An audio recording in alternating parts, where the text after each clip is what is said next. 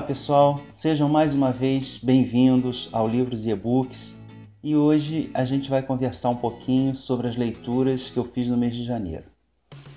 Em dezembro eu não fiz vídeo mensal porque eu só li o Ana Karenina, foi minha única leitura do mês e eu fiz alguns vídeos acompanhando aí a leitura e vou deixar aí a playlist para quem quiser assistir.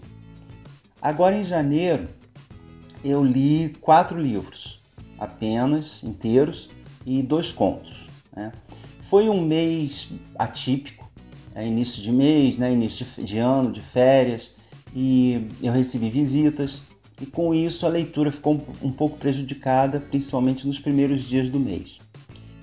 Em compensação, agora, mais para o final do mês, eu tive problema com o carro ficou um bom tempo parado na oficina e eu estava indo trabalhar de ônibus. E aí a gente sabe que dá tempo para ler bastante coisa. Então, vamos lá.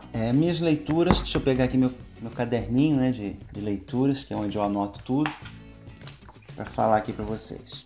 Normalmente eu não faço projetos de leitura, de acompanhar aí os projetos dos outros canais, porque eu não tenho tempo, eu não consigo acompanhar.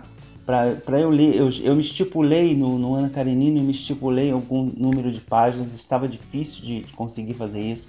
Minha vida é muito corrida, então eu normalmente não faço esse tipo de acompanhamento.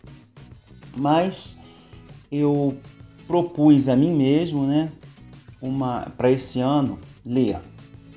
Minha média normalmente fica em torno de 4 livros por mês. Então eu estipulei da seguinte forma: pretendo ler um clássico, um livro da Agatha Christie para fazer um projeto também que eu deixei, retomar as minhas leituras de Agatha Christie que ficaram paradas por muitos anos. Vou deixar também um vídeo aí das minhas leituras da Agatha. E depois ler um livro mais contemporâneo, não seja clássico. Independente de ser brasileiro, de ser mulher, de ser estrangeiro, africano, eu não faço essas distinções. Eu leio o que me dá vontade. Eu tô lá, bom, agora é esse aqui, o livro me chama. Também quero ler mensalmente um livro de não ficção. Então ficam essas 4 categorias, né? Um clássico, Agatha Christie, ficção e não ficção. Se sobrar um tempinho, eu pego aí um conto, que o conto eu já falei, né? Eu sempre deixo no meu celular para uma eventualidade, né? Eu tô num lugar aí uma fila inesperada, algum lugar que eu esteja sem livro, sem o leitor digital, eu apelo para um conto. É uma coisa rápida e que vai me mantendo bem atualizado. Eu comecei, como eu falei, né? Eu terminei o Ana Karenina, final do ano, falei, bom, vou pegar uma coisinha leve para ler. E minha opção foi esse aqui, ó, A Livraria Mágica de Paris. Eu vi muitas resenhas negativas aí sobre esse vídeo, sobre esse livro, tanto negativas quanto positivas, e resolvi tirar a prova. O livro me interessou, a capa me interessou, a premissa da narrativa me interessou. Por isso eu resolvi dar essa chance para a leitura. E não me arrependi. O que eu achei estranho foi que essa leitura não fluiu. Eu levei 14 dias para ler esse livro, um livro fino que normalmente eu leria aí em 3. Mas acho que por conta dessas dificuldades aí de início do mês, isso daí ficou prejudicado. Eu fiz um vídeo também para esse livro, vou deixar aí linkado e lá vocês podem ter maiores informações sobre ele. Depois disso eu peguei o Agatha Christie do mês, que é um livro que eu sempre tive bastante curiosidade de ler, que é esse aqui, ó. E no final, A Morte. Não achei um dos melhores livros dela, a trama é comum, poderia se passar em qualquer época, mas a ambientação dela é feita no Antigo Egito. Então isso é muito interessante, porque sai do normal aí dos livros da Agatha. E ficou muito, muito bacana. Tá? Gostei da história, não é, como eu falei, não é dos melhores, mas valeu para dar uma recuperada na leitura dos livros da Agatha e por ser uma ambientação diferente. Aí depois disso eu pensei, bom, agora é a vez do clássico, né? Vou retomar um clássico aí. Qual será? Eu tenho visto sempre em todas as listas e acompanhando aí nos canais o queridinho, né, da galera, que é o Thomas Mann. E eu não conhecia nada dele, sempre está nas listas, mas também começar a ler agora, encarar a Montanha Mágica ou o Dr. Fausto agora, estava fora de cogitação. Então o que eu pensei? Bom, eu tenho que ler algo desse cara, né? E escolhi A Morte em Veneza. Livro pequenininho, né? Vai ser uma leitura rápida e gostosa. Gostosa foi, rápida nem tanto, porque é um livro também bem denso e muito interessante. Também vou fazer vídeo e vou deixar aí para vocês, tá?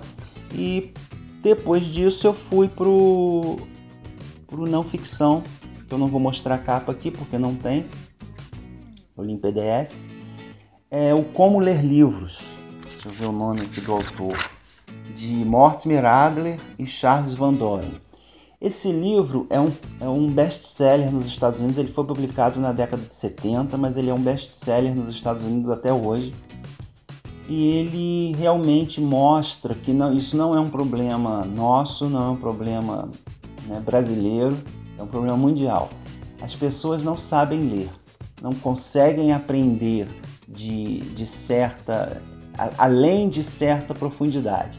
As outras habilidades a gente vai aprendendo ao longo da vida e vai desenvolvendo, mas a leitura, a partir do momento que a gente lê, que a gente aprende a ler, isso daí é deixado de lado, não é mais ensinado. E como toda arte, como toda atividade humana, a prática traz a perfeição. Então o que os autores colocam aí é isso, que você tem métodos e formas diferentes de fazer uma leitura e que isso vai crescendo ao longo do tempo e te transformando num leitor melhor e também cada vez mais exigente, né? E só que eu vou confessar para vocês, eu comecei a ler esse livro, estava extremamente interessante, depois começou a ficar chato. Até porque ele foca muito nos clássicos, mas nos clássicos científicos, como Newton, Descartes e Aristóteles, né, e Charles Darwin. Então, uma grande parte desse livro é focada nessas obras. Então se tornou uma coisa cansativa, porque são obras que eu não pretendo ler e o meu foco maior era ter uma compreensão melhor de ficção, porque tem livros aí que eu leio, o próprio caso aí da Morte em Veneza, que ele tem essas camadas profundas e eu às vezes não consigo passar muito da superficialidade. Eu vejo pessoas comentando aí nos vídeos coisas fabulosas e eu fico, gente, como eu não vi isso no livro? Mas eu acho que esse é mesmo o propósito, a beleza da literatura e dessas obras mais densas. Então eu pulei grande parte, né, desse livro, mas é uma leitura válida, embora seja bastante cansativo. Mas para quem tem interesse, principalmente nesses clássicos de não ficção, é bastante recomendado. Ele dá dicas valiosas, exemplos, exercícios, muito bom mesmo. Eu vou procurar a capa e vou deixar aí para vocês. E os 2 contos do mês foram ainda continuando Contos Fantásticos do século XIX.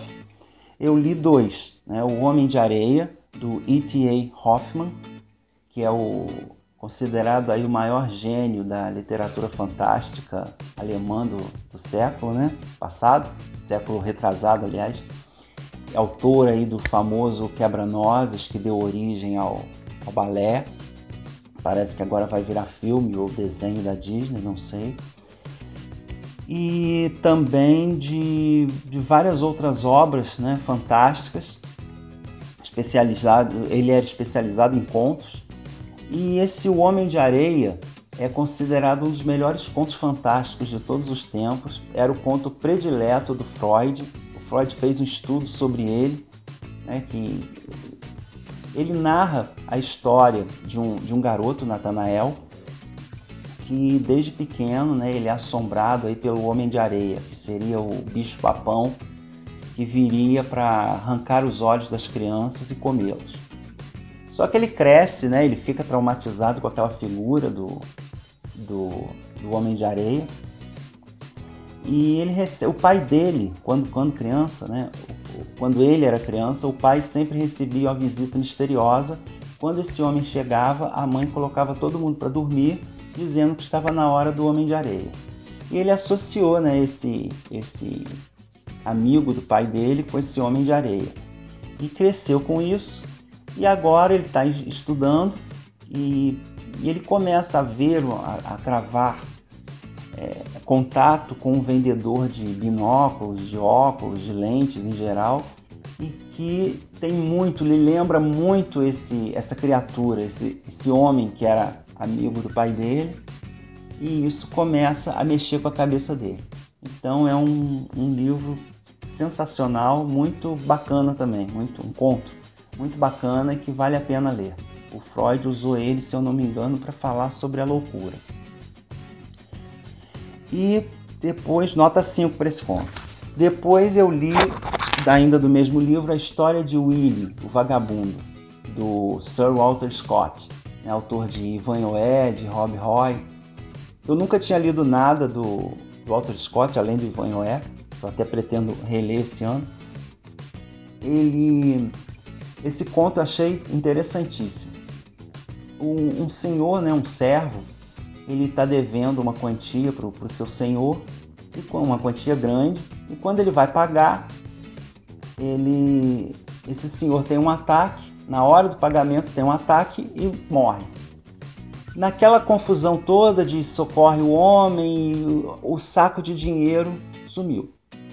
E mais tarde o herdeiro, né, eu acho que é o filho desse homem, desse senhor, vai cobrar as dívidas que estão pendentes.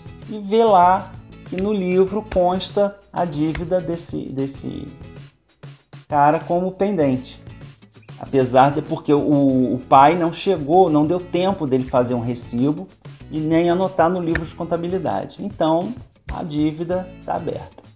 O cara, coitado, ele não tem mais como juntar, ele já conseguiu a duras penas aquele dinheiro e ele jura que ele vai conseguir provar que ele já pagou aquilo. Só que a única pessoa que poderia atestar que ele pagou era o antigo senhor, né, que está no inferno. E é assim que acontece. Ele vai então ao inferno atrás do recibo da quantia paga. E interessante, muito bom esse conto, muito bom, fantástico mesmo. Nota 5. Gostei muito e recomendo aí a todos. Aliás, o livro todo é muito bom, não li nenhum conto ruim até agora. Então é isso, essas foram as minhas leituras aí desse mês. Espero que vocês curtam aí, tenham curtido o vídeo, comentem e comentem também o que vocês estão lendo, o que vocês leram aí nesse mês. E a gente se vê em fevereiro, né, com mais leituras do mês. Já vou começar assim com um clássico excelente, né? Já vou começar com Charles Dickens. Tá bom? Então a gente se vê nesse vídeo vai ter vídeo aí durante o mês, lógico, mas a gente se vê no final do mês com esse apanhado geral das leituras de fevereiro, tá bom? Então, tchau para vocês e até breve.